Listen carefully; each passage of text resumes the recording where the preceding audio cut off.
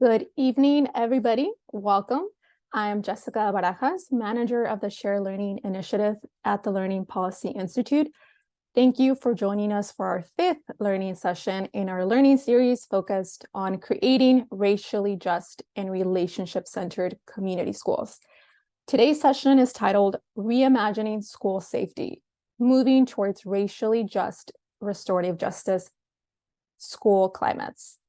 This is a topic that is close to so many of our communities, and we hope through the fantastic lineup of speakers that we have for you tonight, you will leave here with some powerful research, stories, and practices for how we can create safer and more supportive schools for students.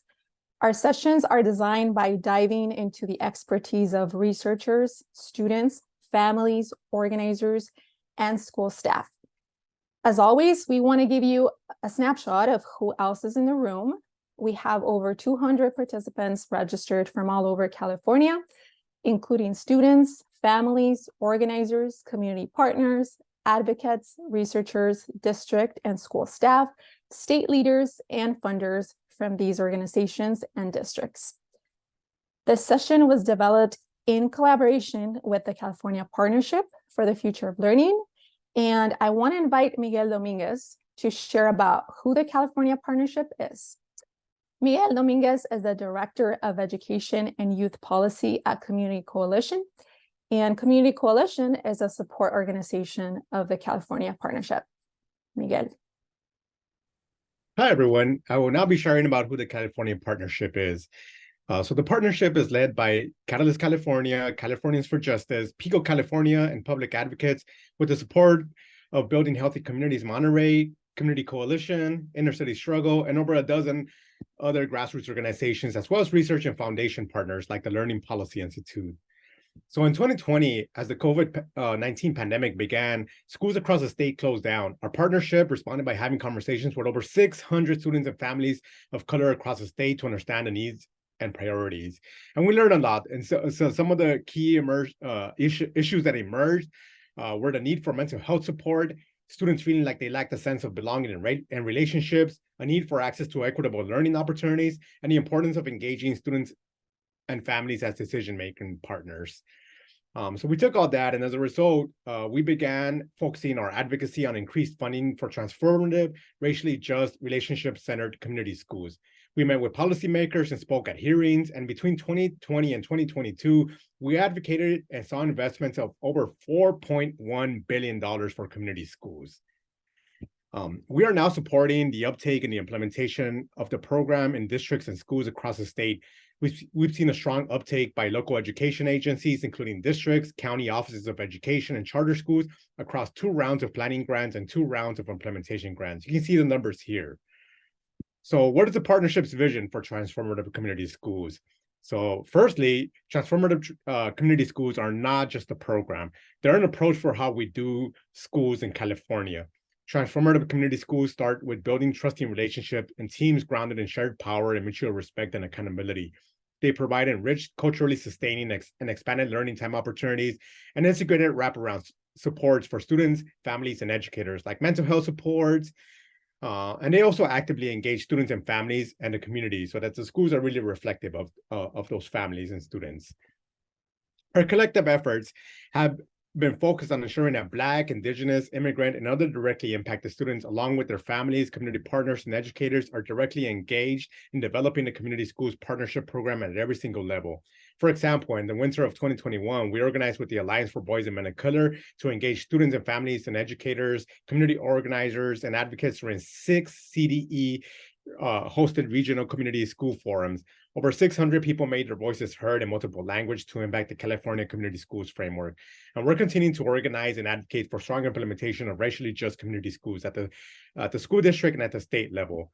One of the core goals to help us move towards racially just community schools is ensuring that we have truly safe schools that focus on strong relationships and alternatives to punitive discipline policies that have historically and continue to track students into the school to prison pipeline. At our organization, Community Coalition, we are a part of a movement to redefine school safety with community at the forefront of creating solutions.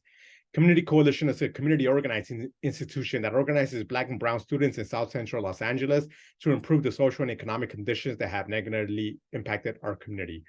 In 2013, our organization worked with 9 other local organizations through the Brothers and Selves Coalition, BSS, to pass the School Climate Bill of Rights, which eliminated willful defiance from the district, which disproportionately suspended Black and Brown students.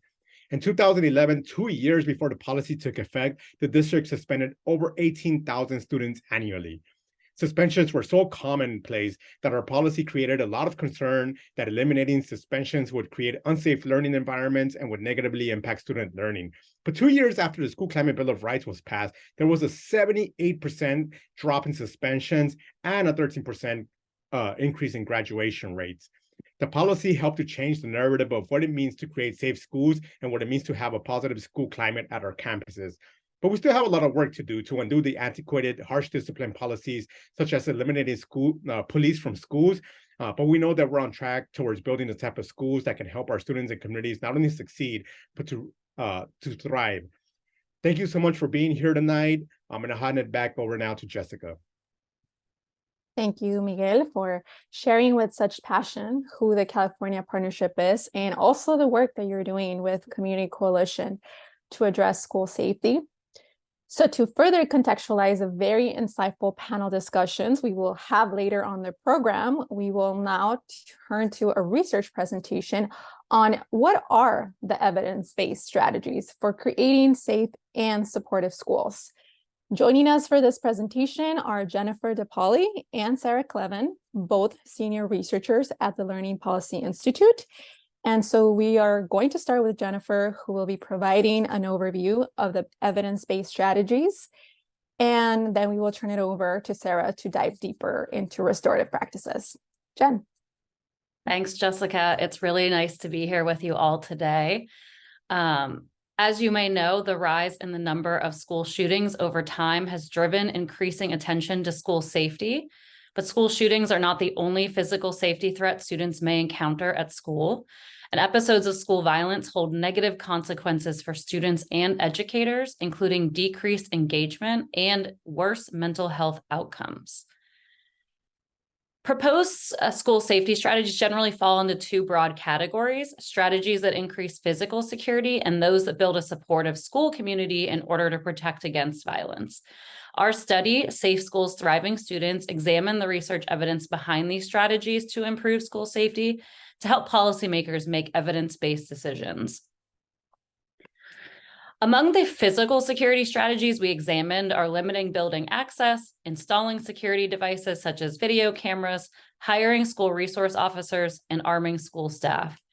Among the strategies to create safe and supportive school communities, we looked at mental health supports, social emotional learning, restorative practices, and relationship-centered schooling. Use of physical security strategies has increased substantially over the past 2 decades. As of the 2019-20 school year, almost all schools had security cameras, required visitors to sign in and wear badges, and controlled access to the building during school hours. But overall, there are few studies of strategies to restrict building access and using security cameras, and there is no evidence that they improve student safety or reduce school violence. Metal detectors are often proposed as a school safety measure due to their visibility and perceived ability to prevent weapons from being brought into the school building, but few schools use metal detectors on a daily basis, and existing evidence does not provide support for expanding their use. Of the 2 studies examining the relationship between metal detectors and school safety, one found reports of fewer weapons being carried to school. However, neither found that the presence of metal detectors reduced the number of reported threats, physical fights, or student victimization in school. And some studies have found that metal detectors are associated with decreased feelings of safety among students. Next, we looked at the presence of school resource officers. School resource officers are sworn law enforcement officers with arrest powers who work either full or part-time in a school setting. In the 2019-20 school year, approximately 4 out of 10 elementary and about 7 out of 10 secondary schools had a school resource officer who routinely carried a weapon in school. Research shows their presence has limited effects on school safety, increasing the number of weapons detected and decreasing the number of fights within schools, but having no effects on the rates of school shootings or gun-related incidents. And we know the presence of school resource officers can have substantive negative impacts on students, particularly students of color and students with disabilities. On average, the presence of school resource officers increases suspensions, expulsions, police referrals, and student arrests, all of which can have a long-term negative impact on students. And lastly, in the wake of school shootings over the past decade, some politicians have proposed arming school staff. As of 2020, 28 states allow schools to arm teachers or staff in at least some circumstances. However, this policy lacks broad public support, and there is no evidence that arming staff in K-12 schools would improve school safety. On the other hand, research identifies empathy, school attachment and belonging, social support, and supportive student-teacher relationships as factors that protect against school violence. When students feel welcome and connected to their school community, they have improved mental health, academic, and behavioral outcomes, and are less likely to engage in high-risk behaviors. As a result, strategies such as mental health supports, social and emotional learning, restorative practices, and building positive relationships and school climates should be considered as part of school safety strategies. When we talk about looking at mental health supports, we know that studies have found that counselors reduce disciplinary incidents and disciplinary recidivism. They improve teachers' perceptions of school climate and student behavior and increase academic achievement. A meta-analysis of school-based mental health services also in elementary schools also found positive effects on students' mental health, but schools' ability to provide needed supports is strained, and many students do not have adequate access to school counselors or psychologists.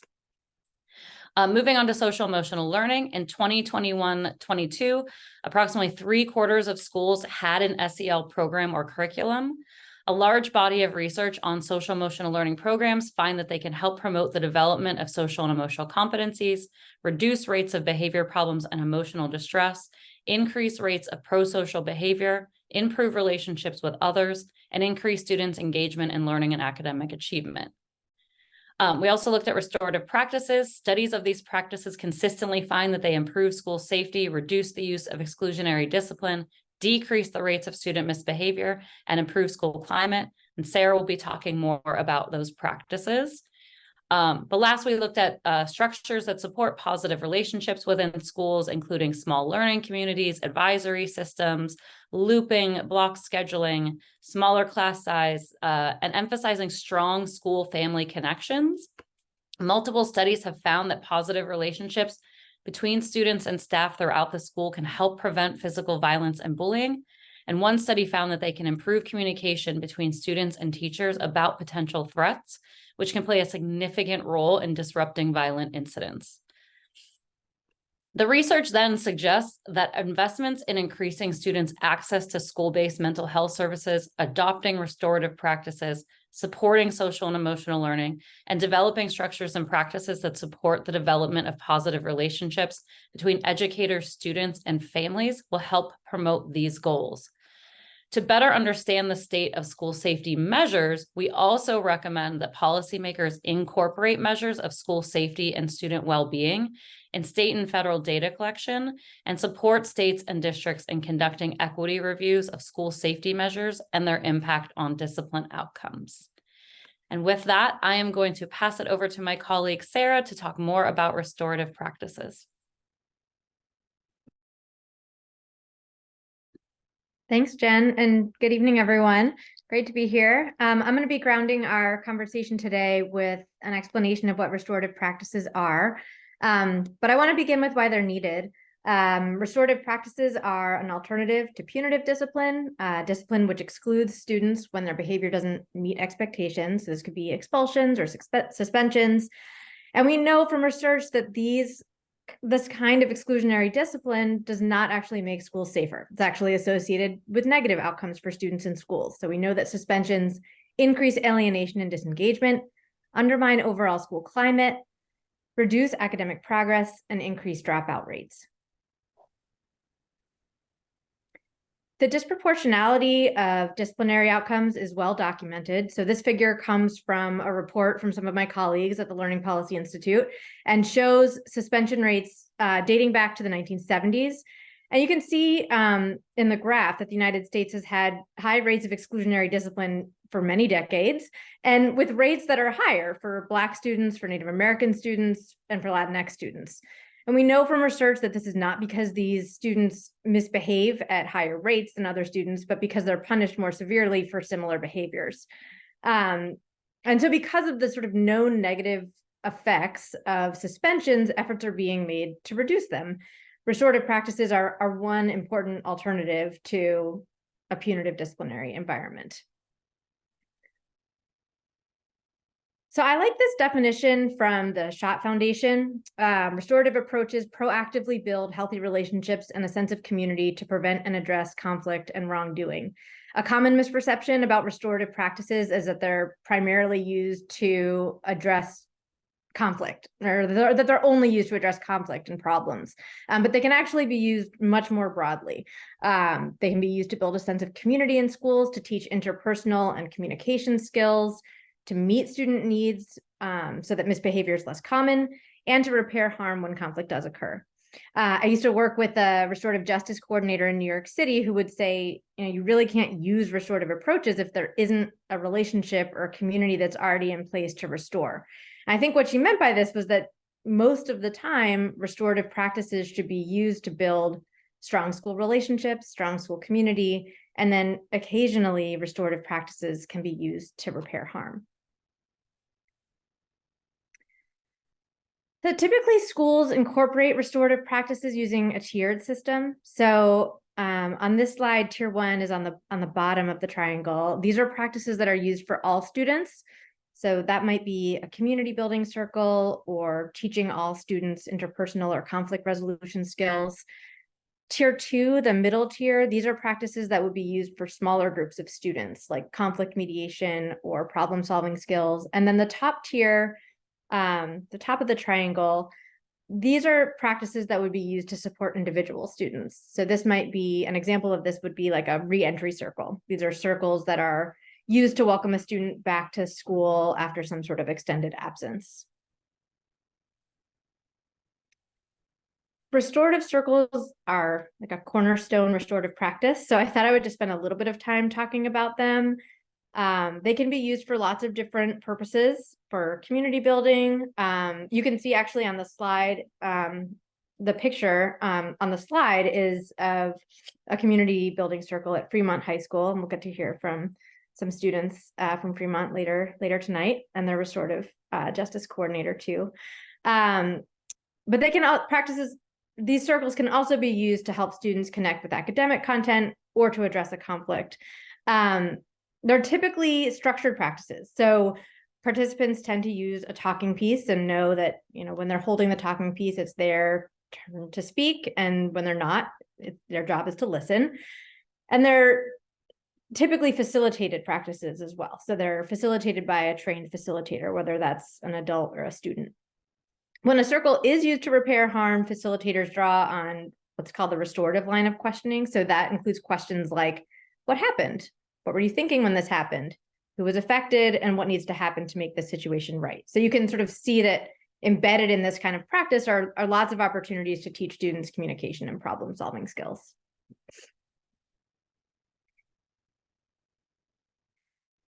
Jen alluded to this, but there is a substantial body of research that documents that restorative practices lead to positive student outcomes, including improved student behavior, decreased fighting and bullying, reduced office referrals and classroom removals, reduced suspensions and expulsions, decreased disciplinary disparities, and improved school climate. So things like improved relationships between teachers and students, and also increased feelings of connectedness to school for students.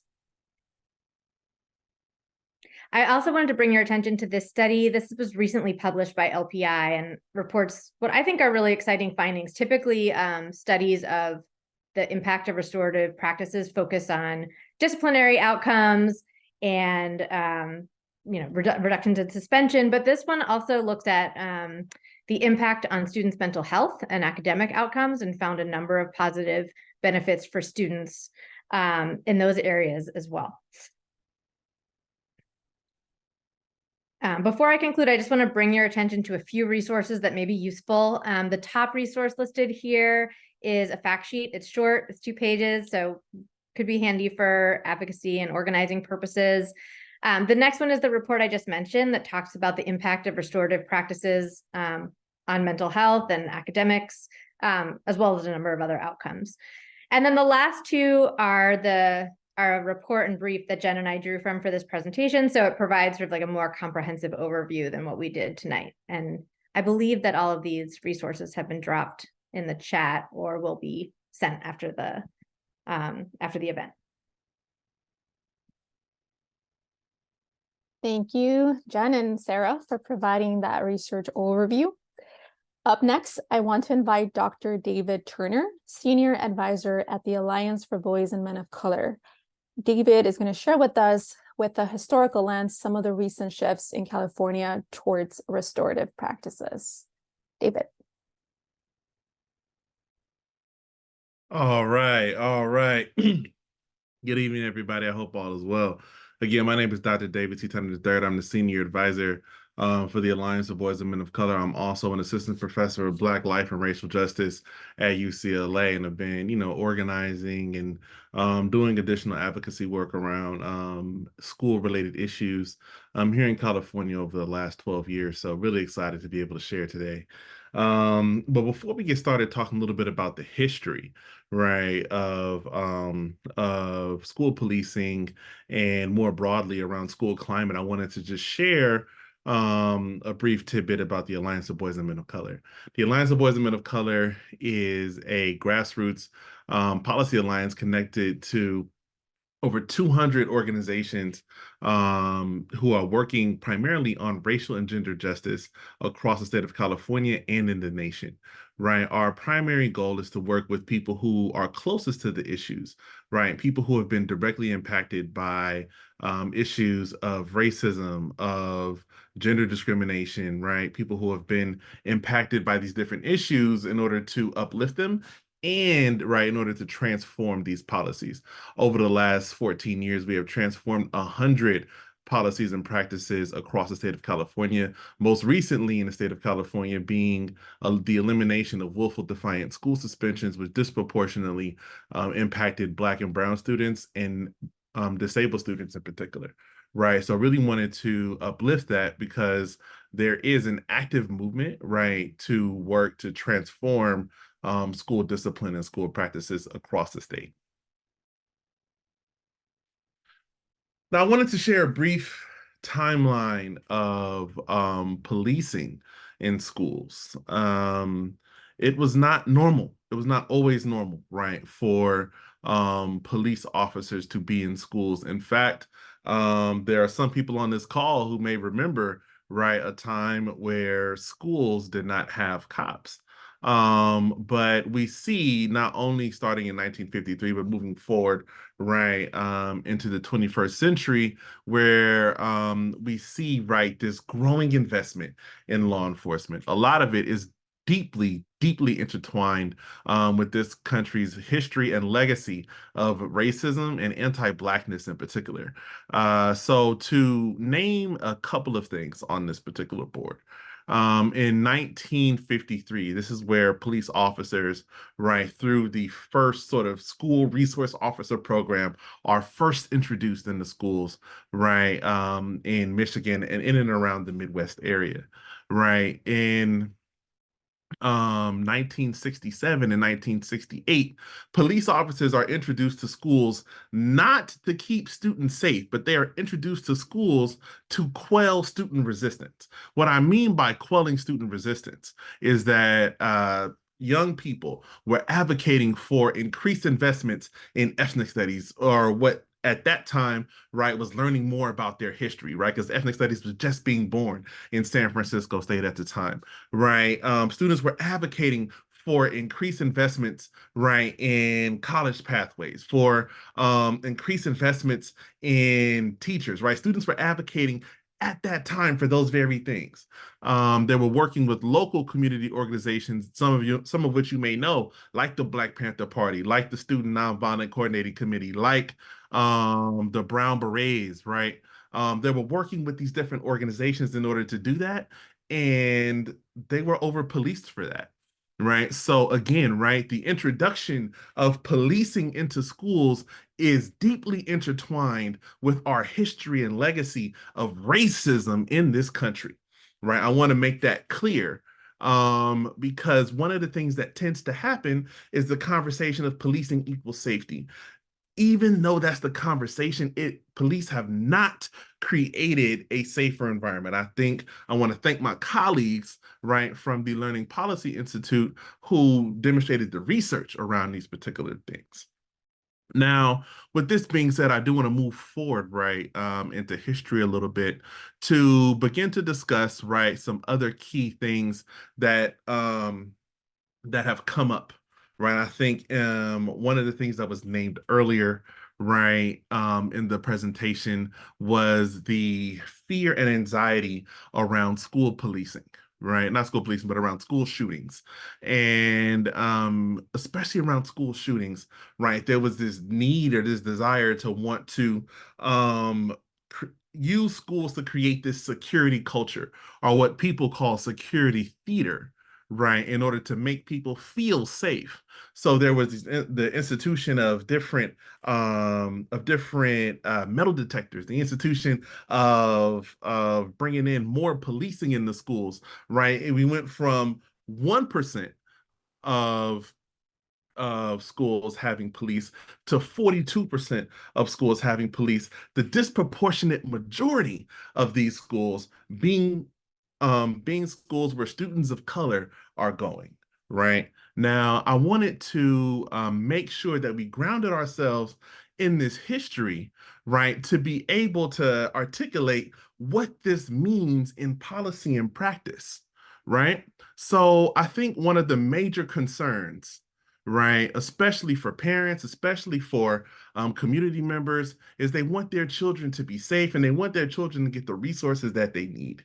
Now, 1.6 million students attend a school with a police officer, but no school counselor. 1.6 million students attend a school with a police officer, but no nurse. So what happens, right, if your child, right, is, cuts themselves, or, maybe breaks a finger or something at PE, right? There's no infrastructure to be able to take care of that, but there is infrastructure to be able to arrest your child, right? I want to make sure to emphasize that, because this is the culture and climate that it has created, right? Now, what does that look like on the state level? What it looks like on the state level, again, is the disproportionate amount and ways in which young people are being arrested, in which young people are being targeted, right? As you can see in this graph, right? Black students in California, Black and Latino boys in particular, right? And Latino boys more broadly, especially as we think about population size, right, are being targeted by school policing. And what does this translate to? It translates, right, to children even younger and younger being introduced to being criminalized. In LAUSD, 1 out of every 4 arrests that were made by the LA school police were of elementary and middle school age children. I want to be sure to underscore this point because I think this point is critical, right? That elementary and middle school age children, 9 and 8-year-olds, are being arrested for minor infractions, right, that would have gotten them suspended 10, 15 years ago, right? Or would have, probably got them sent to the principal's office 20 years ago, right? But now they're getting juvenile records for this. And this is what we're investing in. People are spending money on this, right? So what are some things, right, first and foremost, that people are doing to address it, right? So before we get there, I do want to make sure to privilege and uplift the reason why we're all here, right? And the reason why we're all here is to focus on relationships, right, over performance, right? Nobody cares how much you know until they know how much you care, right? So as we're talking about relationship-driven schools, as we're talking about community schools, right, this is the vision for education that we want to make sure, right, that our communities have, that we want to make sure that our communities, right, experience. So what have people done about that? right? In the Bay Area, not only did they eliminate the school police, but they also started African American achievement programs.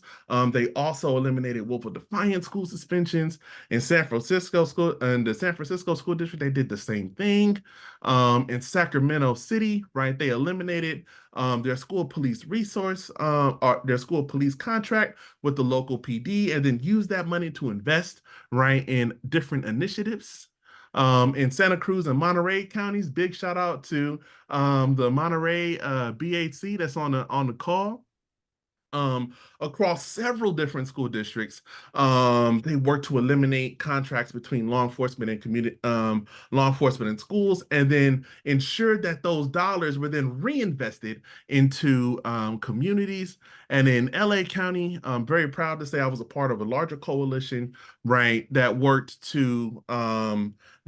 not only, right, to reinvest school policing dollars, but reinvested them into a Black Student Achievement Plan, right? And this Black Student Achievement Plan has now grown to over $100 million, right, to support the needs of Black students. In Long Beach, right, they also worked, right, to change school policing there. Their school police department killed a child, right? So again, one of the things that we have to remember, right, in this particular moment is that, right, not only do we have this larger apparatus and structure, right, of criminalization, but communities of color and communities across the state and across the country have worked to transform policy and practice. And I'm very excited for you all here today to hear how some of these communities have been working, right, to implement these strategies, because these are not just ideas, right? These are very real people working to create changes in their communities. Thank you so much, and I'll pass it back to Jessica.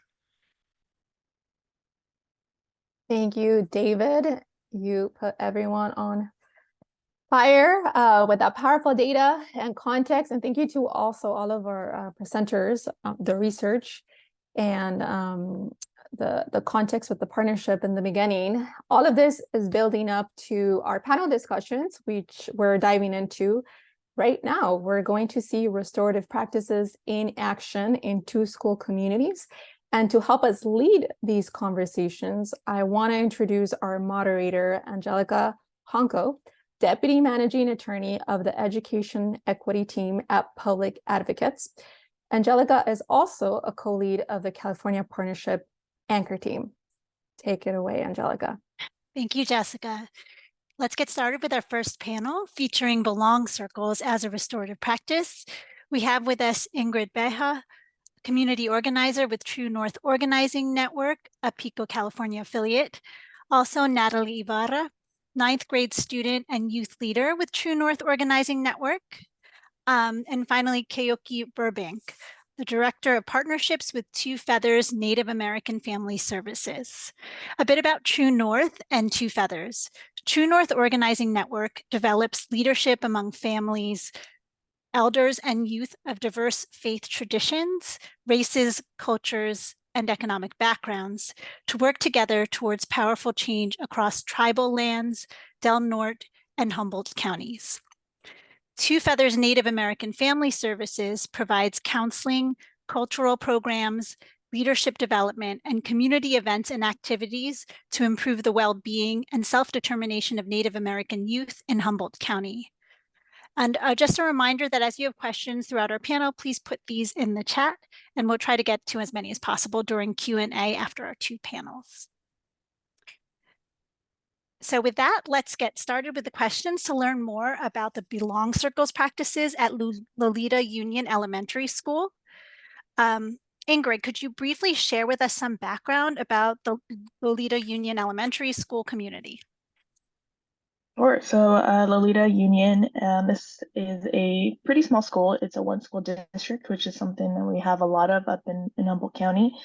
It has about 108 transitional kindergarten to 8th grade students.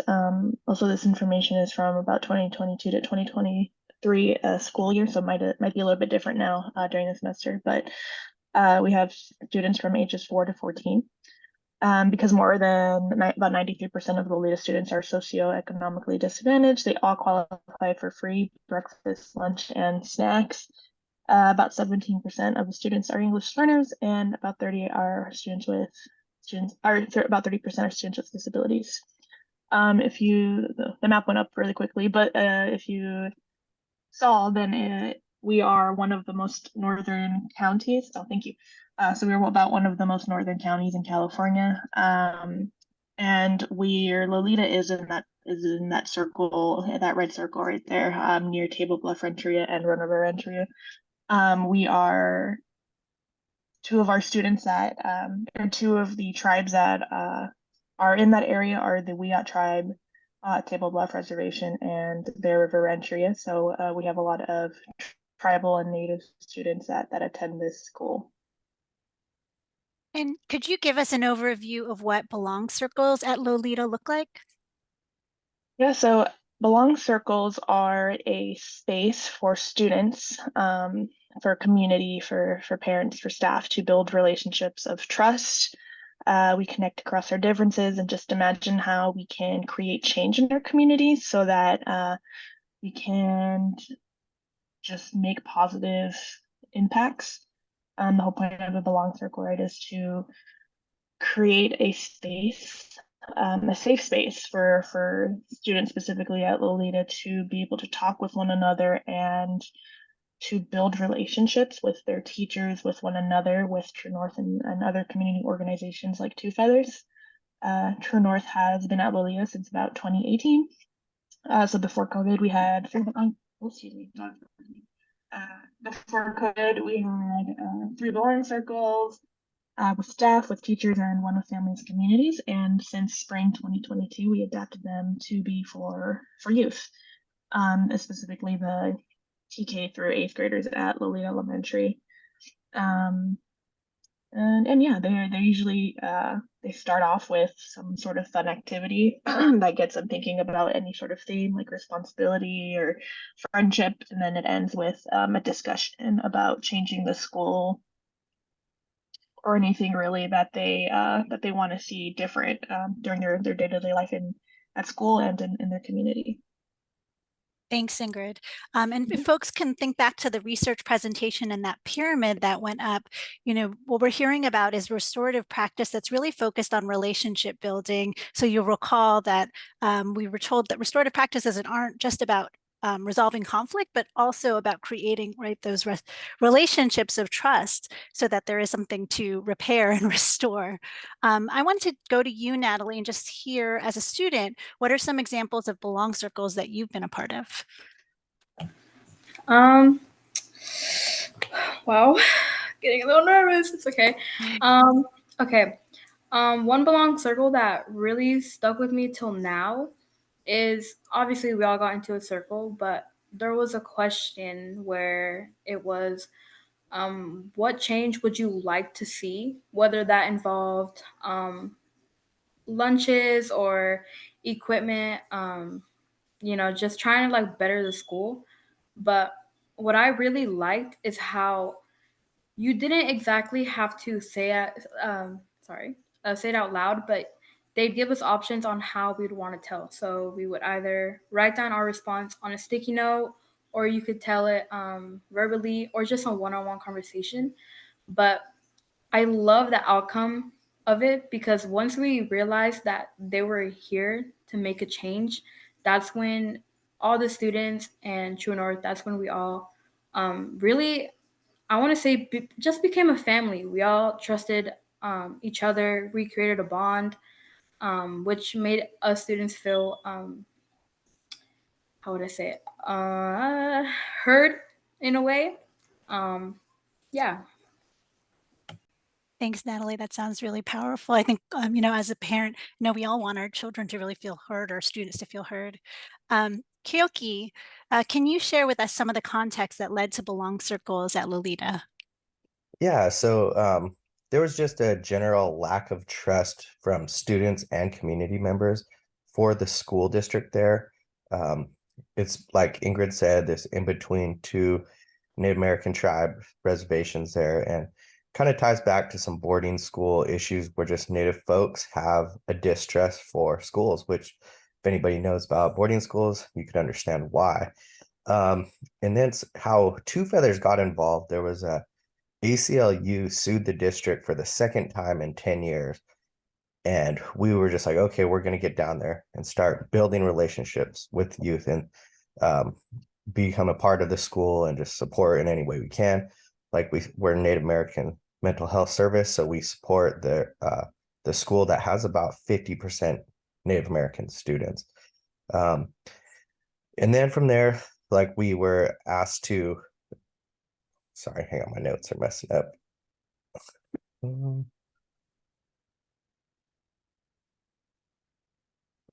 So in 2023, early in 2023, True North asked us to help with a Belong Circle because True North had been doing these. We had been just trying to develop relationships, and we were invited in to help with the Belong Circle. And what we noticed was there were some older students who maybe were feeling that they didn't really want to participate or being a little bit rowdy at the school during these sessions. So because we were able to play sports with them and get to know them, they were able to calm down a little bit with us, and they had trust with us too. And we did other things like give them candy to write answers. And but one of the things that was really powerful to me in that session was we were able to put ownership onto these 8th grade students, 7th and 8th grade students, about maybe this won't impact you in your time at Loleta Elementary, but your brothers, sisters, cousins, friends are going to be coming up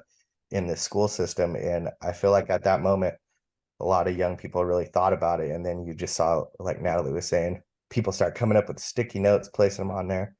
And it was just really great to see these young people wanting to improve a school that they were no longer going to be at. Wow, that sounds like a powerful way to build buy-in. Yeah. What would you say are the key structures and practices that have facilitated the implementation of the Belong Circles at Loleta? Well, one of the things that helped us was we knew the new superintendent. So the new superintendent came from a school that my son was at. So I knew her, and she was just like, yes, please come on down. And what we do is we're all about relationship building. That's our number one thing at Two Feathers.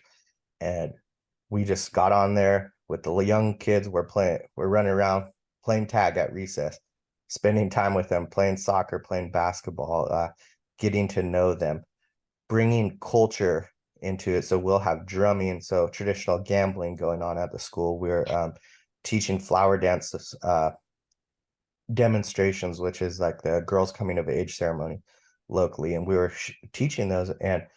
But by bringing that and being there on boots on the ground so often, I think that was the number one piece that helped us be able to support the mission of the Belong Circles. And I feel like just having like a great partnership with True North is really made it nice at Loleta, and we're still growing and still getting better, but I think it's happening. Thanks. Ingrid, from your perspective, is there anything you'd want to add about what else facilitated the implementation? You're on mute.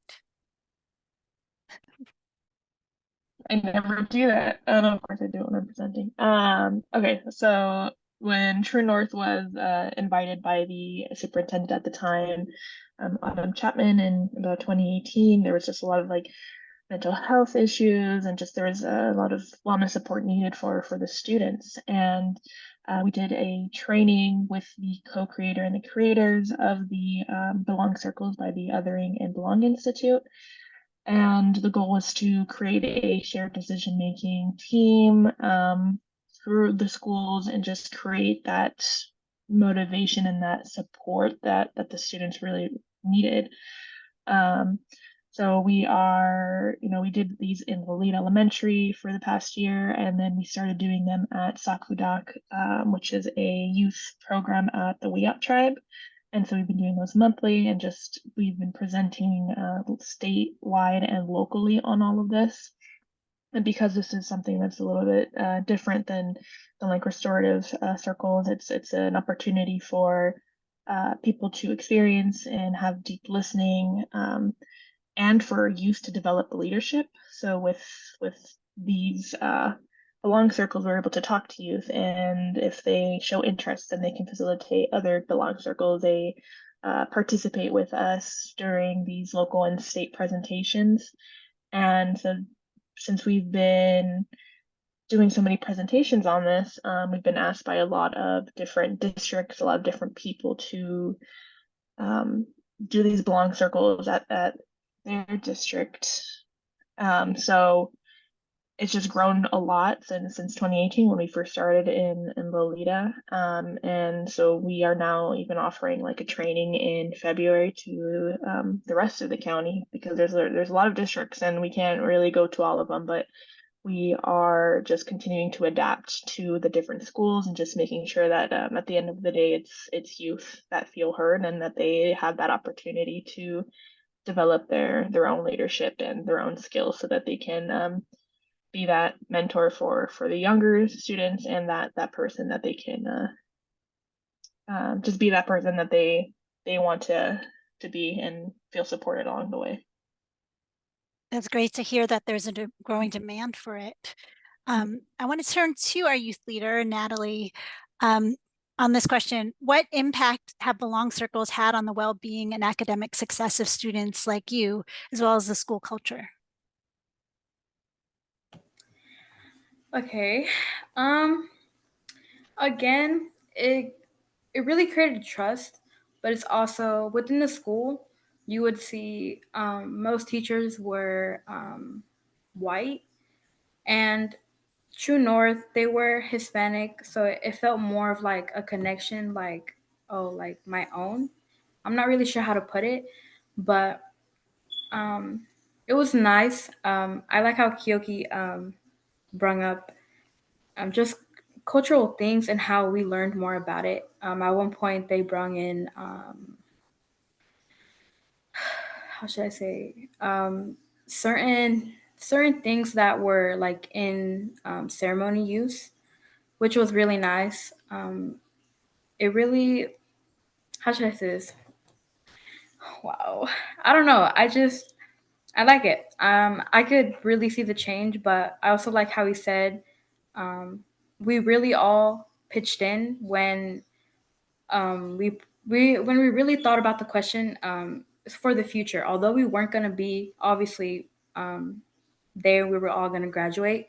We would like to see change, so when we leave, we see better for the younger youth.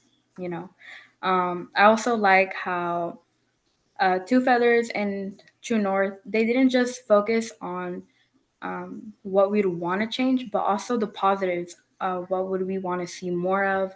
How can we better it, better ourselves? Yeah. Yeah, having that strength-based lens is really important too, to like really celebrate, what assets you already have in your community. As we close, I have a final question. Ingrid, what's True North hoping to focus more on as you continue to implement Belong Circles at Loleta? And I'll have that same question for you, Keoki, after. Yeah, so I think the next step is to incorporate families a little bit more. Like we said, it's the past couple of years, it's been really heavily student focused. And we just really want to make sure that it's not, especially as a community school, we want to ensure that the entire family is included and not just the students themselves, so that they can work on supporting their community as a family. As well as, right, we are doing a training in February, like I mentioned earlier, with the co-creator Ashley Maloof, and bringing the educators into this so that they can bring it back into their community, and we can support as needed. And after we do this training, during the training, we're going to invite parents and youth, but we want to make sure that parents are fully supported so that the families can join the training.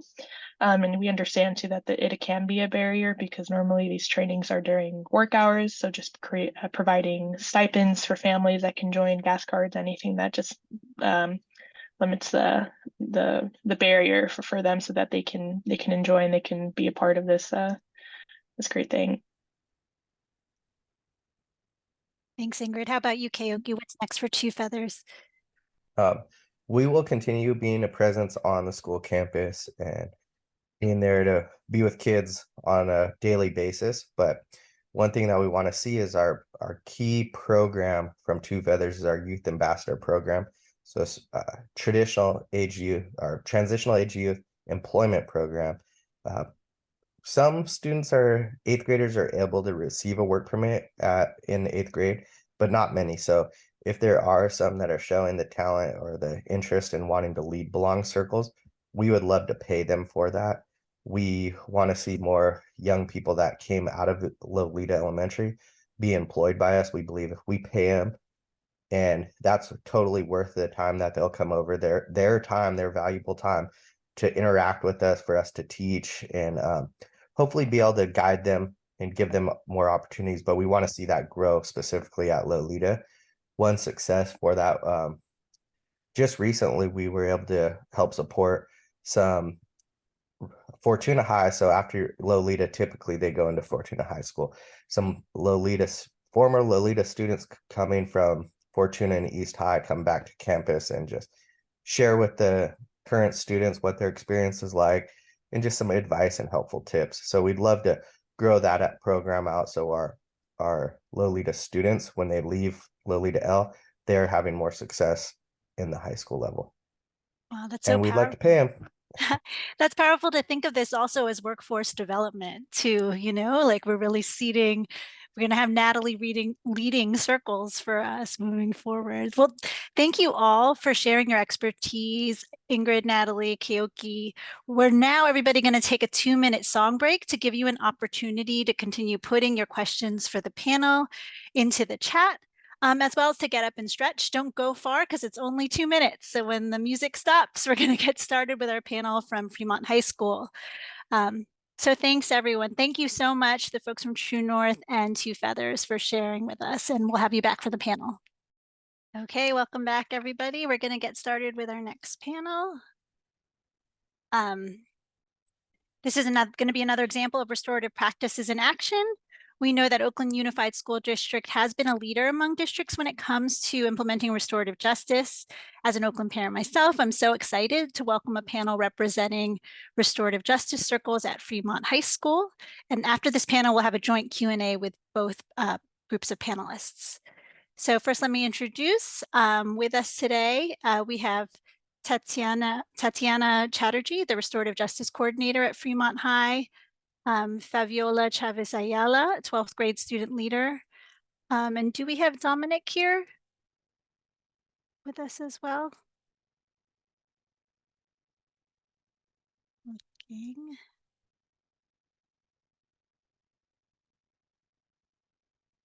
I do see him. Kelly, could you bring him up? Dominic Antoine is a 10th grade student leader at Fremont High, and I think we're trying to get Dominic spotlighted. Do you think you can turn on your video, Dominic, so we can spotlight you? Or if it's not possible, we can work it out. But if you're able to, that would be great. Let us know. There you are. So I'll get started with the questions. We'll start with Tatiana. Tatiana, thanks so much for joining us tonight. And I'm not seeing your picture anymore, Tatiana. Are you all together? I think maybe. No, we're in different locations. I Okay. can see myself, but it's acting a little funny. Can you all not see me? That's so weird. I think there's 2 of your profiles pinned because I see you like in another screen, if that makes sense. Oh yeah, I see. Yeah. Okay, yeah. Yeah. Can you kick out the other one of me? Okay. Thanks everyone for bearing with us. It's hard to ever do this with all the tech going so smoothly. Okay, there you are. So I was gonna ask you, Tatiana. Oops, there she is. Okay. Could you just give us some brief background on Fremont High School? Totally. Yeah. We are in East Oakland. Some people call it Central Oakland, in the Fruitvale district, and have a rich history of activism both at our school and in the community. Chicano movement was here and is still here, anti-imperialist movements. Our community we have 1,200 students. We are one of the few Oakland schools very proud that we're turning around our enrollment and have a long waiting list. Almost half of our student body are newcomers, mostly from Central America. Guatemala, we have a lot of mom speakers, indigenous Mayans, but also El Salvador, Honduras, Nicaragua. And then Mexicans, we have Arab students, mainly from Yemen, and a substantial African-American population, as well as Polynesian. And yeah, we're deeply impacted by violence in our community. Commercial sex trafficking has been a major challenge. Just overall social neglect, poverty, immigration, these sorts of tensions in the ecosystem that, of course, come onto our campus as well. Wow, an extremely diverse community, it sounds like. Fabiola, I want to ask you if we can get into hearing about the practice of restorative justice circles. What do those look like at Fremont High? At Fremont High School, we have different types of restorative justice. We do the 3 tiers, just like how the demonstration said before. The biggest tier that we do is relate, which we have the leadership kids, because we have a leadership class, do circles with the newcomers and the 9th graders, and we do that to build community with them. For the newcomers, we do it a little bit different. We do like specific language circles. So for example, if we have like a advisory class that's full of Spanish speaking people, we have like a Spanish circle. But if we have like a mom speaking circle, we speak mom. We also did Arabic circles. We also had Vietnamese circles. And for the leadership kids that don't speak that language, we encourage them to still join either way.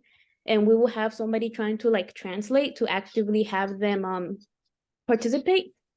Another thing that we do is, since we are impacted by violence a lot, we have a lot of repair circles, which we would have like a circle talking about like what happened, the grief that we felt. And we used to have a class dedicated to restorative justice, but since we don't have it anymore, leadership has been carrying that role.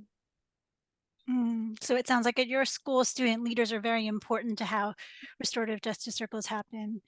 Tatiana, was there anything you wanted to add about restorative justice circles at Fremont? Yeah, Fabiola, you did a great job. The tier 2 is when there's conflict and harm. Tier 3 is also when we have students that are returning from suspension, or maybe they've been recommended for expulsion, but then the board decided they should still be at Fremont. We do a more intensive circle, or we have reset circles that are also in tier 3 if there's a particular offense or issue that a student is dealing with, or the community is dealing with. How do we welcome them back with support and also clear accountability? And the language circles, yeah, we've been just building that up more and more. A lot of the RJ world is English dominant. You know, it was so great having partners from True North speak a little bit about just like cultural resonance and being, you know, having that connection between the facilitators and the students. Unfortunately, in the environment of Euro dominant white supremacy, we still see a lot of lack of just cultural responsiveness. So one way that we've been trying to shift and really listen to our community is to hold circles in the languages that people are comfortable with. And that really means not English in a lot of cases, and doing an intentional build around our Indigenous community and the internalized anti-Indigenous racism that we see across the board, to be able to celebrate the mom language and have spaces where students feel like they won't be criminalized for speaking their home language. And in fact, they should feel supported and, you know, connected to our school, which will support them and show pride. You know, we kind of want to mirror that, like whatever pride we want to also do that for as adults. That's really beautiful to hear about. I wanted to ask you, Dominic, why were restorative justice circles needed at Fremont? There are actually multiple reasons on why restorative justice circles are needed. In my opinion, the first reason is because there was lots of harm, violence, and like fights not being handled well, there was also high suspension rates. There's been scenarios of kids like having trust issues and anger issues, and restorative circles were added to like guide kids and encourage them to behave differently and show the best versions of themselves. Um, uh, and it was also added to just emphasize the fact that when there's a problem, whether it's at home, school, etc., people can be more comfortable with talking about their problems and finding solutions rather than holding them in. I personally feel as if restorative circles were a plus to Fremont because I was also in the restorative justice class last year, and it helped me become a better speaker, be more comfortable around big groups, and yeah, become the better leader that I am now. And I also asked the principal, and I was told that conflict rates have dropped when restorative justice was added to Fremont. Yeah, there's been poverty like in the neighborhoods, and there's been like immigration and violence. So it helps students and people and like my peers to become more what's the word, like in like to feel their emotions and know how to handle them. Yeah, so restorative circles, they help kids build relationships. Even I've firsthand witnessed it. Two friends of mine have built a better relationship with each other, and it helps with relationship building, and it also helps with stress. I know some people have a lot of things going on at home or just whether it's at school with the grades. Even if your grades aren't bad, it's just whatever's going on sort of can help, and it's just a good way just to like detox your body and your feelings. It's like to let your wall down. Um, it helps build stronger interpersonal relationships. It improves respect amongst peers and teachers, and it reduces. Oh wait, no, and it reduces. Yeah, like I said, it reduces stress. And it helps just with positive attitude and culture within the campus. You know, restorative justice, it gives people or like the victims the chance to meet or communicate with the offenders to explain the real impact of the crime, and it's just it empowers like victims by giving them a voice so they can recover and help the people recover who were affected. What else can I? There's more, but I can't really think that well. That was so many. I'm Yeah. inspired to hear just like all the different kind of impacts of the restorative circles. And also really like we're lucky that we're the beneficiaries of you becoming more comfortable being a public speaker, Dominic, as participating in circles. I wanted to, now that we have a clearer sense of what restorative justice circles look like at Fremont, I wanted to ask you, Tatiana, what structures and practices have facilitated their implementation at Fremont? Yeah, definitely. And also I'm seeing in the chat questions about the RJ class, which I can address. I think the key structure would be a supportive administration, and I would say a visionary administration. Our current principal, Nidia Baez, has been a superstar in making sure that we have a space to do circles, that circles are actually the option for people in different situations. And before that, Tom Sheriffheim and Rosemary Rivera were really supportive as well. So I think that's like the foundation. Because the RJ movement in Oakland did come from parents and community, but the implementation is completely subject to the leaders at any given school site. And I've worked at a whole bunch of school sites, and it can feel differently based off of how invested a school leader believes in it, and like how much they really believe in it, like from their heart. And then there's also just, like I think there's been different facilitators, and I'm sure people on this call are familiar with kind of like the personality driven work that this can be. I think unfortunately that's the case, but there might not be always the right fit between an individual practitioner and then the school community and the politics and just the culture of a school. And so I think that can be a stumbling point for different school communities. With what we do, I think RJ was happening before it was officially happening, like teachers had and other staff had the skills and the intuition around building trust, creating strong relationships, thinking about other ways to support students besides pushing them into more punitive directions. So I think the strength is that we're plugging into what already was working and boosting that up. We had an RJ class that was 12 weeks for ninth graders that was mandatory for the past 4 years, and it was part of a ninth grade wheel class where students got exposure to different kinds of both of our academies, our career pathway academies. There used to be an academy at Fremont called Mandela Academy for Law and Public Service, and then that had to close. And so that's kind of a little bit the spirit that I was keeping alive through this one class. I could talk for so long about why we don't have it anymore. We are still trying to do what the class did, which was to, what Dominic also was mentioning, is prioritize communication. How do we listen to each other? How do we empathize? How do we use words that are not going to be charged or oppressive? And how do we not use violence, period, right? Like, use our words. What do we need from each other? And how can circle or other kinds of processes, especially around communication, how can that benefit us as a whole? So I think we're still doing that. The beauty at Fremont has been for me to focus on the tier 1, to be mostly thinking about culture building,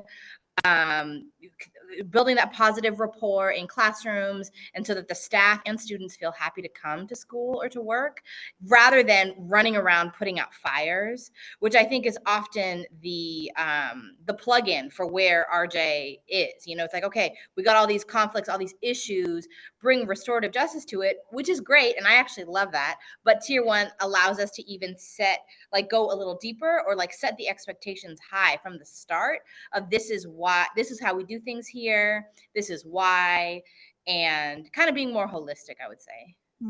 That's real culture building work. And I also heard in your response too, again, that strengths-based approach of building off of what was already happening in that school community and leveraging the expertise that already existed there. Fabiola, we're going to move to you. Can you talk about how Fremont builds the capacity for youth to lead restorative justice circles? Yeah, as I mentioned, our leadership class mostly does circles with the ninth graders. And what's special about our leadership class is that the students can either be voted into the ASB, the student council, or they sign up for it. And basically we want to partner kids that have been in leadership for a long time with kids that are not that are newer. And we get training from Ms. Chatterjee, and we hold circles. We do we kind of have different types of circles. The first circle that we do is a lighthearted one, and then we go into more detail and more depth into the second circle. And also something that our district offers is a training for different high school students with our community partner Courage.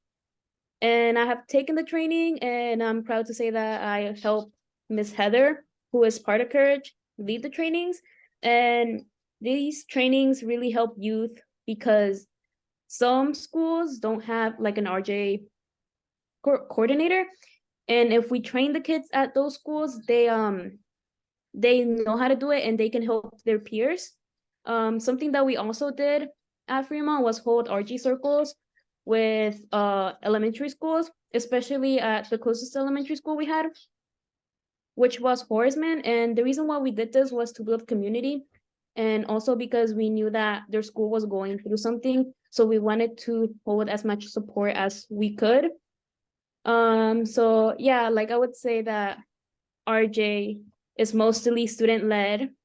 And I think it's better that way because students feel more comfortable when they're talking to their peers compared to an adult. So thanks so much, Fabiola. Dominic, is there anything you want to add about how Fremont's built your capacity to lead RJ circles? Yeah. I like to add the simple fact that Fremont's restorative justice class has helped me become a better leader. Like I said, I've always had that leader in me, but it just helped me become more comfortable with people around me. And mind you, again, I was a freshman in high school when I had Miss Tatiana's class. She said it was 12 weeks, but it was a great 12 weeks. I also had teachers in there helping me that would help Miss Tatiana, that would help guide us to be, again, the best versions of ourselves. I'm not in leadership, but sometimes I get pulled out of class to do RJs with people around me, like from teachers that I've had in the past. They ask me if I can do RJ with them, and yeah, I do it, and I just love helping the kids. Well, I'm a kid too, but I love helping the people younger than me. Yeah, like I said, RJ gave me confidence, and it gave me just the ability to be me, and I'm proud. Thanks. And even as we're doing this panel, I can feel like the trust and the relationship that you all have with each other, like having gone through this leadership class and the circles together. We want to also connect the benefits of RJ circles when it comes to academics and students' overall well-being. So we'll start with Fabiola this time. From your experience, what have the benefits of restorative justice circles been for you and other students? Some of the benefits would be being a better team player. Being a better team player, because when I was working with my peers, I had to learn how to work as a team because we had to depend on one another. I guess another thing would be like learning how to like lead a space, because when I was like basically like training other kids, I had to like learn how to like keep time manage and like try to like explain ways and as people can explain it. And it also opened an internship opportunity, because after we do the training, we got an offer to do this internship where we are RJ leaders in different elementary schools. Is during the summer, students get a stipend. And another thing will be, I guess, social and emotional support, because even though I am like a really good student, I also have feelings, and stuff can get like really overwhelming sometimes. So when things get tough, we always have RJ, and we have that good strong bond with one another, and it just makes the school feel more welcoming, and it feels like everybody is like together, and there's not like a barrier in between us. Like we're all kind of friends in a way. Thanks so much. And Dominic, I know you spoke to this question a little bit earlier, but was there anything you want to add about how RJ circles benefit you and other students? Yeah, I've talked about it a little bit, but I know I got a friend, not just no names, I don't get his business, but he had bad conflict with someone else, and he said the RJ, it helped him, and it helped him just calm down his nerves and become less violent. He has anger issues, like he gets violent really quickly. But I've talked to him about RJ, and he's been doing better, and I love it. RJ has also helped me become more mature, because I know you have to speak in front of other people and peers. So instead of playing, you have to get serious. So I've become more mature, and it's helped me focus. It helps me focus on my schoolwork. I have a 4.0 plus, so I love that. Yeah, I don't know what else to say. Congratulations on that GPA. Thank you. So that was some of the academic benefits we heard right there. Tatiana, I'll pitch the last question to you. What are future areas for restorative justice circles at Fremont? Gosh, I don't quite have an answer. I think, well, I want to piggyback really quickly to say that what Fabiola and Dominic said is right on in terms of academic growth. But what we talk about in RJ is that we're creating the conditions for learning to happen. So RJ, however it is, if it's a circle, if it's other kinds of community building and also social emotional reflection in that space to learn those skills, it's helping the students to learn. So that's what I wanted to say. And then I think, yeah, I want to definitely look into more parent engagement. We've done little bits and pockets. We have now 2 amazing alumni, Guatemalan mom speaking staff who work at Fremont, who just are amazing with our parent outreach. And there's been different efforts over the years, but I think systematizing it or inviting them more to be in circles. We also have a really amazing team of culture keepers, previously known as security officers, right, who have like the I would say the circle muscle and the intuition to really connect with students, and that also helps to uplift I don't know, just like what we're trying to do around school safety without police, and to have the elders and community members having eyes on and careful eyes and caring eyes. So I want to bring them into circle. I've already gotten the approval from different people who manage their schedule. So I think just like having it be more holistic, not being it so divisive between what teachers are doing versus classified staff. I'm classified, I'm support staff. And so the front office workers, the case managers, just being involved. They already encounter young folks and are part of difficult conversations or breaking up fights or just mentoring kids who are in crisis. And so how do we also formalize that and give them the opportunity to shine? You know, RJ being this whole buzzword and this movement, how do we bring more people who really have that intelligence, you know, like into the spotlight almost? And of course, for the benefit of our overall community. Thank you so much. And if everybody can just join me in thanking our Fremont panel for sharing about the powerful work that you're doing. And we're going to be inviting back our True North and Two Feathers folks. And I feel like I'd be remiss if I didn't mention, you know, where Oakland is right now is also the product of a lot of organizing that happened. There's a lot of great community partners out there. You referenced the, you know, the culture keepers that came out of a lot of organizing around police-free schools that was led by Black Organizing Project to really like reimagine school safety in the district. And so for all those who are really interested in reimagining school safety, we also have a section of our community schools toolkit that really profiles some of these different the work that's happening in different places in addition to the ones that we're featuring here today. So now we have back with us our True North and Two Feather panelists, and I want to thank all of you for putting the questions you've been submitting in the chat. And we'll try to get to as many as possible. And of course, we're not going to be able to get to all of them. So I'm going to take a look. Give me just a moment while I take a look at, I have kind of elves in the background who've been organizing the questions for us. So we got a number of questions about building buy-in for restorative practices. So the first question I'm going to highlight came from Ruby Rivera with Inner City Struggle, but there were also other folks asking about buy-in around how do you engage parents and get them to buy into restorative practices for school safety as an alternative to police or perhaps other kind of more punitive practices.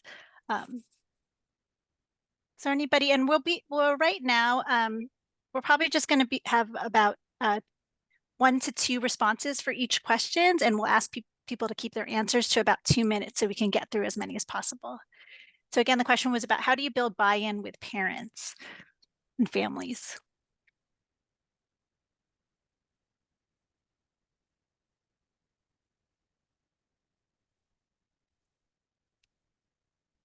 Any thoughts on that? Ingrid, are you there? I know I heard you talking about some of the ways that you were thinking about bringing families more into. Hi, sorry, can you hear me? I Yes. had to, an emergency, I had to go pick up my sister from work, car troubles. But yeah, so the way that we bring in like parent buy-in is just honestly removing some of those barriers. Like I mentioned a little bit earlier, having stipends for gas, providing childcare, making sure everything is translated. A lot of the families we work with are Spanish speakers, and just making sure that there's, even when we provide food, making sure it's like culturally appropriate food, right? Like it's just food that they're comfortable eating, like spaces that they feel safe in. As well as just making sure that we're there in the long term. There's a lot of trauma with families and students that, you know, there's a high turnover at this school. There's a lot of organizations that come in, get their information and leave. So just making sure that you stick around and make sure that you build that trust and that love with the people that you're trying to uplift. And making sure that they have a voice. If you're not giving them a voice, you're there to give them, you're there to help them find their power and their voice. So just making sure that you're uplifting that and creating a safe space for them. Thanks, Ingrid, and thanks for joining us from the road. I was wondering, you know, in fielding this question too, I'm thinking about specifically when there's been instances of harm, you know, and maybe a parent of a student who's felt harmed. Can anybody speak to, or maybe Tatiana, you've seen this at Fremont, that what it might take to build buy-in with parents who might be looking for some, you know, or used to a different kind of way of discipline or. Mhm. Yeah, I think the biggest way to build buy-in is when the parent realizes that this is for them and for their family, for their child, and for the child's success. Um, yeah, I mean, there's been different instances where it's gone well and also stuff where it's gone badly, but I'm thinking in really sensitive situations where there might be sexual harm and the alternative is really awful. The Title IX, the official reporting process, it's traumatizing for a survivor of sexual violence, let alone the person who caused the harm, and it doesn't actually teach the behavior that we want. And so there's been a pretty tender situation around that, around parents feeling extremely upset and frazzled about like what to do about it without putting their child in more extreme risk of retaliation, for example, because of course our legal process makes things public and it doesn't allow for that human connection and repair. And so it doesn't happen as much as I'd like, but I think when that has happened in sensitive and high level situations, it's just I don't know, it just increases the sense of connection. And what's the opposite of betrayal? Loyalty. Like we have each other's backs, you know? I think, yeah, I think that's what I'll say. Yeah. And has that looked similarly for the students? Like, have you felt like you've had to kind of persuade your peers that RJ, an approach like that, as opposed to, getting some kind of revenge or, like that, on that approach to repairing harm? When we're talking about when we're having the circles that repair harm. What do you think, Dominic or Fabiola? Or any of the other youth on here? Sorry. Natalie, too. Yeah. Go ahead. I can speak on it. It's definitely a bit complicated because we're like so used to violence, but there has been times where I managed to persuade my friends to like talk it out or like seek a trusted adult. And most of the times it has gone well. It takes a lot of convincing, I would say, because when feelings are involved, like it is so hard to like say, hey, like let's not do this, there's another way. But at the same time you want to be careful with your words because you don't want to like accidentally trigger somebody to the boiling point. So I mean, do you want to add on, Dominique, or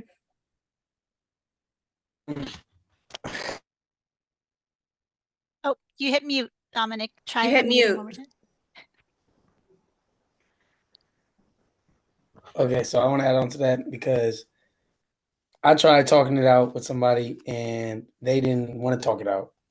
And I hurt myself from fighting.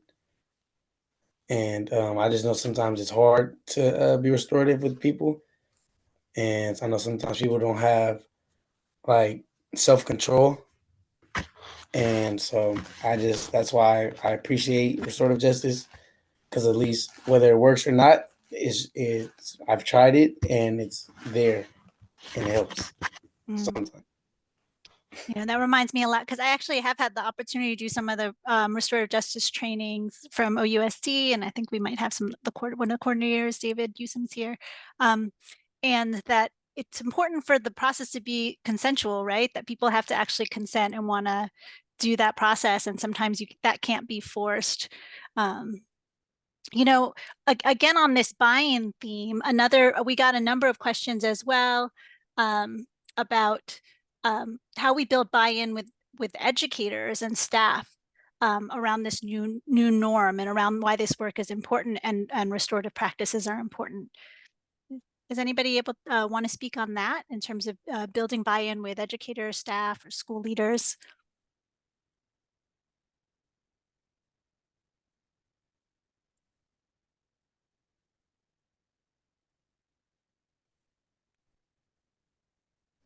I know I'm sort of talking a lot. Is it okay if I share? I saw Keoki unmute, and then maybe you, Tatiana, after that.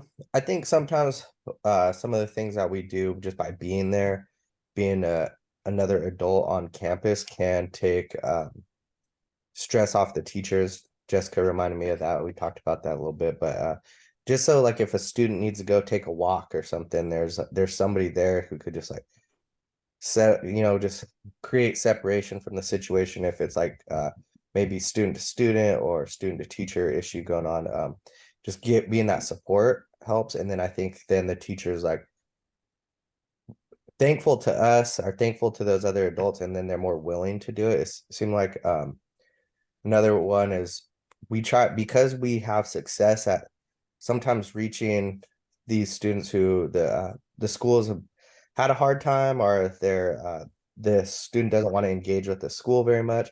We've been pretty successful with that as like a Native organization working with Native students in the school system.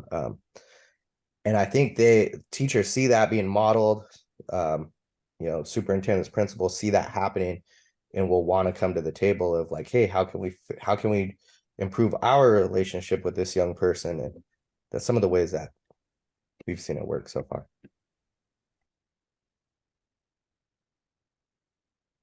You want to add on? I was going to jump in and just say that, a lot of RJ in schools has traditionally, or not traditionally, I've talked to a lot of educators who see that RJ are these people who are consultants who come in with like the moral superiority, like, oh, we know how to do things and make it better, and like tell teachers what to do or how to do their jobs. Or in fact, administrators are like, you have to now do it this way, which doesn't honor the strengths of where the teachers actually are coming from, who are also on the ground dealing with a million issues, like dealing with trauma and fielding trauma-based responses to things all the time. So I think the biggest way to build buy-in with teachers is to show respect, and not just respect, but humility, and listen toward learning about how this circle or other practices can benefit them and can be about them, where their voice is in the room. Because I think if we do, like, RJ is only about students and not about the adults in the community, including our teachers, then we're bound to fail. It has to be about all voices. And of course, an adult teacher can maybe knows how to regulate in a different way. They're developmentally, they're grown in a way that a child isn't. But nonetheless, their feelings matter. And if they've been disrespected or something has happened to impact them on a personal level, we have to have some space for their humanity to enter the space. Otherwise, we're just kidding ourselves, Yeah. So the importance of uplifting that it's not just the students who benefit, but actually overall all the adults in the school community. It makes me think of how you were talking about this is about setting up the conditions for learning. I know, so we heard a lot about restorative circles earlier. We had a question from Joseph Williams at Students Deserve about what additional kind of holistic systems for school safety we should create and implement to eliminate reliance on school police.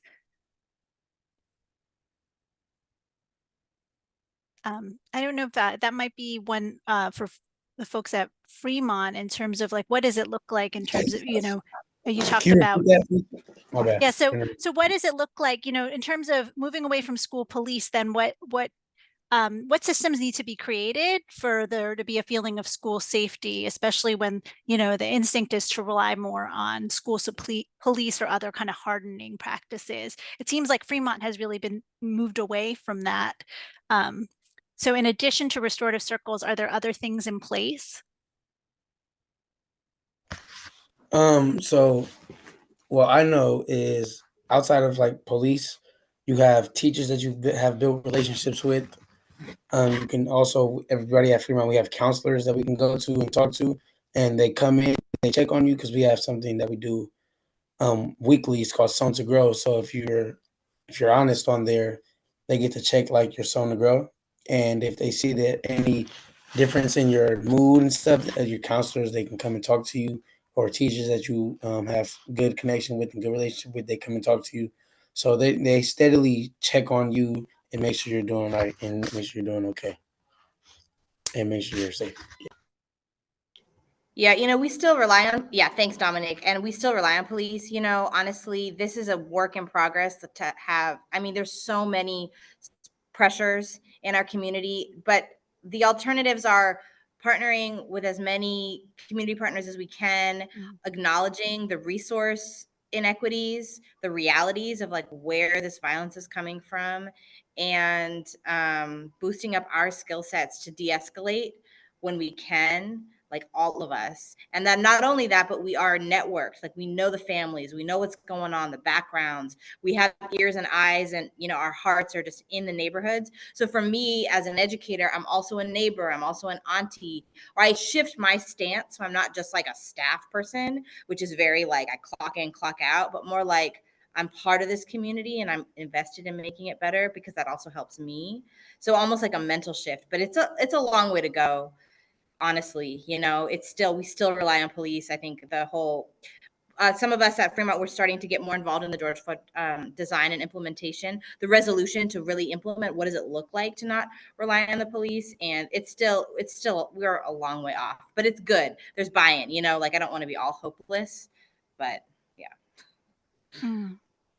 And yeah, and well, it sounds like there's a lot of different ways that you all are using the restorative practices to kind of interrupt, what have been really kind of long ingrained practices. I'm curious, also for the folks from Loleta, like in terms of feelings of safety for kids who maybe have experienced violence and bullying, have you found the restorative practices are working there? Are there other things in place to address that experience of safety for young people?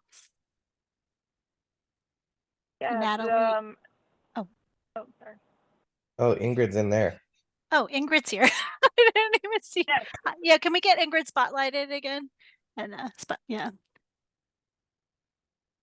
Yeah. So thank you. I think something at Loleta that's kind of a testimony to it all is just ever since we started working at Loleta, there was a end of the year fight, and nobody knows why it gets started, nobody knows what it is, but it just happened for so many years. And the past year that Troop Two Feathers and True North was participating and helping out the students, there wasn't any.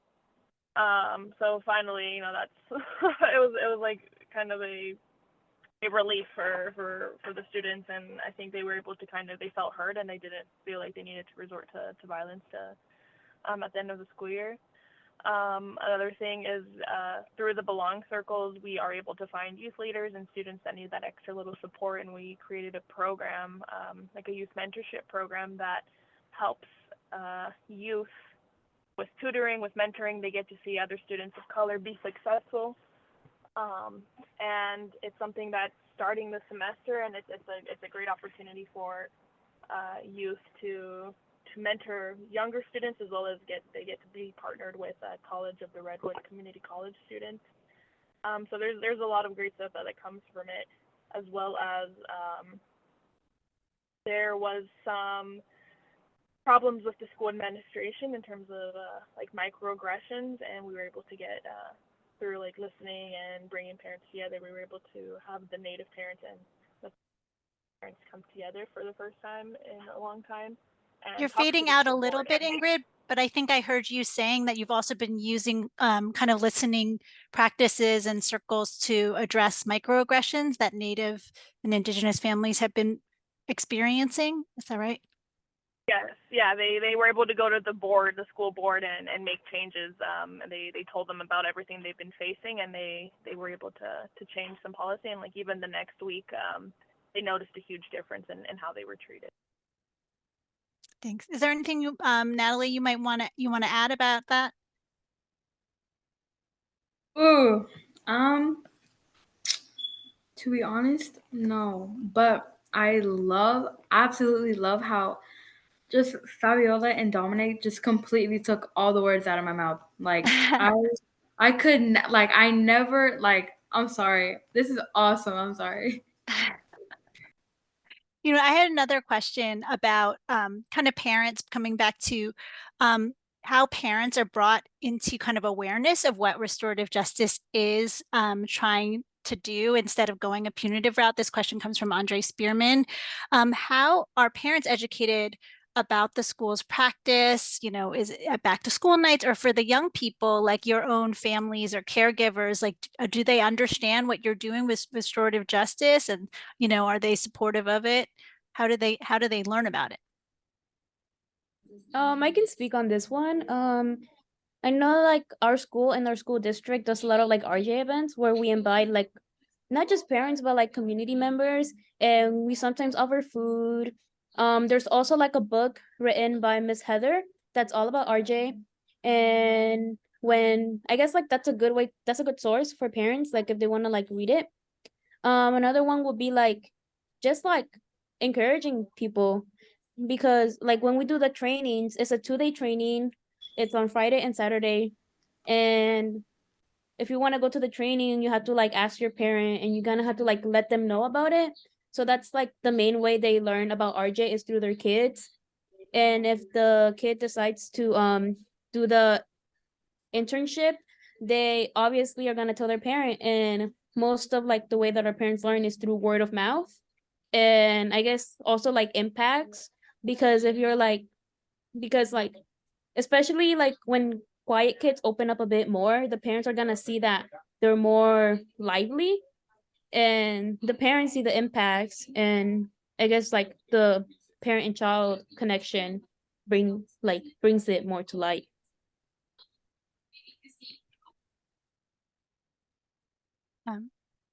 I wanted to also ask, this question comes from Juana Casas from Promotores de Salud del Condado de Orange County Health and Wellness Promoters. How do you center students with special needs in restorative practices, or in, getting special education? What resources and supports are there for students with special needs or students with disabilities? Has this come up in any of your work? Yeah. At Fremont, I've historically worked really closely with the special ed department, partly because our classrooms in special ed, we have a special day class. They're a lot smaller.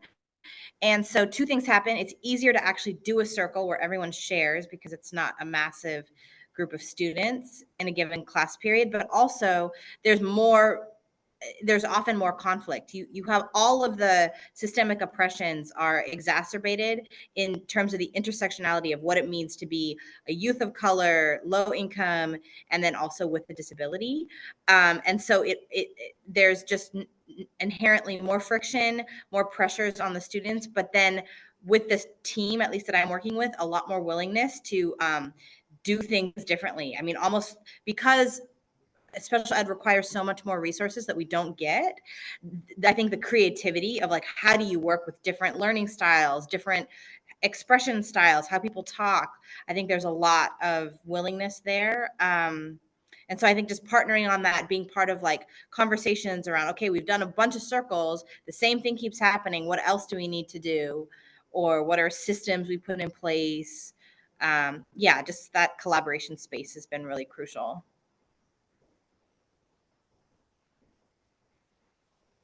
Was there anything, I'm going to go to the next question from Alma Cervantes from BHC Monterey. And Keoki, maybe you can address this. And also, I think this also might apply to the Fremont folks. How does the district put funding towards sustaining the investment on youth internships or paying youth? And are there any barriers that you experience or have to overcome with paying students, especially based on status? Yeah, so do you want to speak, Dominique, or maybe Keoki and then Fab, or Fabio? Oh yeah. For my case, our paid internships, and this is like for any internship, like even if it's like health, draw, media, we have this program called ECHO, and it's through the district and it's through public funds, and you get a stipend. The main requirement is that you have to do like a presentation about like what you did, what you learned, who you worked with. And for us, that's the main way of payment that we pay. We also have like gift cards. So if you, for whatever reason, can't like get a check, we also do gift cards. And I feel like that's like the best alternative. So you either get a check or a gift card. And I'll just share that I'm aware too that sometimes it's through community partners that instead of going through the district around the funding, but that actually through partnering with community partners, that it's possible to be able to compensate folks who might be undocumented, which is really important because that is a big part of our population. I think we're going to have to close soon. I was wondering, just maybe if, as a last question, I might pitch it back to you, Dominic, because, you know, we started off this presentation with a really compelling research presentations, and also from Dr. David Turner about really kind of the impact of kind of over policing in our schools, especially on Black and Brown young people and Black and Brown boys. And I thought it'd be really, you know, if you're comfortable to share with us as we close, like really about, you know, why you think folks should really be invested in restorative practices. Okay, so Don't worry, I no think, pressure, just the closing word for all of us, Dominic. so people should be invested in restorative justice, especially Black and brown color, because like stated before, we know that police are not usually fair with people of color. So restorative justice is more, I guess, fair, we could say, and more confidential. They're more confidential, and I just feel like people of color and the police do not get along. We don't. We just it's always some sort of problem. So with restorative justice, it's an alternative route that we can go instead of going to police or some type of government controlled. You know what I'm saying? Like office. So yeah, restorative justice is more. Damn, it's more like, what's the word? I can't think of the word off the top of my head. But I don't know. As someone who done restorative justice myself, I feel like it helps me. Like I said, it helped my friend, and there's also people around me at Fremont who have done restorative justice. Yeah, I want to shout out Dominic's older sister, Dominique, who's like an OG leader at the school also, and just like youth teaching other youth and whatever. Yeah, has been really powerful. Thank you so much. Am I at time, or are we going to? Okay, I am at time. I am being told I am at time. Thanks for being such a great sport. Thank you, everybody. Please join me in thanking this amazing panel of experts, and especially, I know it's late and young people coming. Everybody's coming from a full day of school, and all of you also for sharing such thoughtful questions. I know we didn't get to all the questions, so please, we'll be collecting, and we're also going to be sharing the resources and ways to get in touch with the folks here and also the researchers from earlier. So it's been such an honor to be in conversation with all of you, and I'm going to hand it back to Jessica for our closing. Thank you, Angelica, for moderating. That was a lot of content. We have been at it almost for 2 hours. So we are also very lucky to have Stephanie Jauregui, organizers with Californians for Justice. And she's going to help us process a little bit from everything that we heard today, some reflection thoughts. Stephanie, take it away. Hello, everyone. My name is Stephanie Jauregui, pronouns they, she. I'm with Californians for Justice. I work for Fremont High School youth, and I'm talking to you from Ohlone territory, also known as East Oakland. I appreciate hearing everyone's stories today, especially hearing the youth voice. As a youth organizer working at Fremont High School and an alumni of Fremont High, product of OUSD, I love seeing how the conversation about school safety, how has shifted. Students being so loud about needing mental health support, understanding the importance of speaking in community, in circle. School safety isn't about security and policing. Cops do not make Black and brown students feel safe. Safe schools focus on empathy, belonging, and supportive student-teacher relationships. School safety will always be for me to invest in things that support our students to feel well. We all deserve to feel well. Be able to get mental health and social emotional support should be our priority.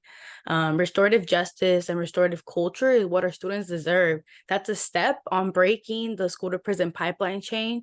We need to have our Black and brown students inside the classroom to be able to support them, not suspending them or expelling them from our schools. I love being a Fremont alumni, a school that prioritizes student voice, that has always had a strong base of youth activism and organizing. Our students know what they need to have safe schools. So I really just continue to speak loudly about we need to give them the resources and we need to listen to them. Thank you so much, everyone, for giving me the space to speak today. Let's continue to organize to build our racially just community-centered schools. Thank you. Thank you so much, Stephanie, from that wrap up from the heart. And we know you all just heard so much. So we want to pose to you a question so we can collectively brainstorm what is a next step you will take in your community from what you learned today. So if you can chat your response, we will give you a few minutes. What is the next step you will take in your community from what you learned today as it relates to school safety?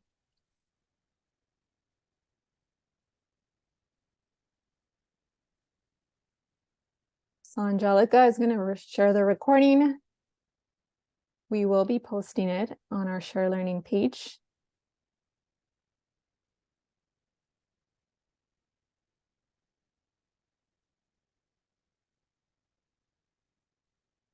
Anybody else has any other thoughts, feel free to share them. Dominic, you will continue to promote RJ. You are a great promoter of them with your peers.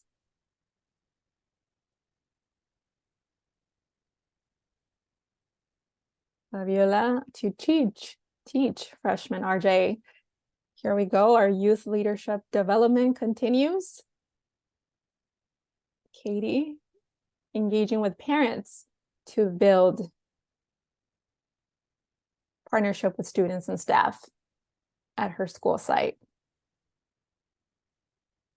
Daisy, more proactive circle spaces for youth to discuss more fun and joyful topics. Patricia, finding out what our school district is doing to bring restorative justice to life in the district. Maria is also sharing abogar por los círculos restaurativos to advocate for restorative circles for the youth. And Sue, working with learning from the Black Parallel School Board in Sacramento. Sure. I'm not able to read all of them, but please continue to share them. It sounds like a lot of you also want to engage the parents, such as the school communities as well, helping people be the best versions of themselves. Beautiful. Please continue to share them. We would love to continue reading them. We are getting close to our time. So as we close, again, we just want to thank all of our speakers tonight for sharing your expertise, your stories, your practices for making our school safer and thriving. And thank you all. We know it's late. Thank you for engaging in the learning. We will have the next learning session take place in the spring. It's going to focus on building a diverse, prepared, supportive workforce. So be on the lookout for that invitation. And in the meantime, we encourage you to see all of our past multilingual resources available on the California Partnership Share Learning website, where we're also going to be sharing the recording from tonight's session and the PowerPoints as well. So lastly, before everyone heads out, we would love for you to take 2 minutes to share your thoughts on what you liked from the session and how we could also make it better for next time. For those that completed, you will be entered to win 2 $50 gift cards. We will share the link on the chat. And if you have any questions about the survey, please chat them, and then we will address them through the chat. So we will leave the meeting open for 5 minutes. And thank you all. Have a great night.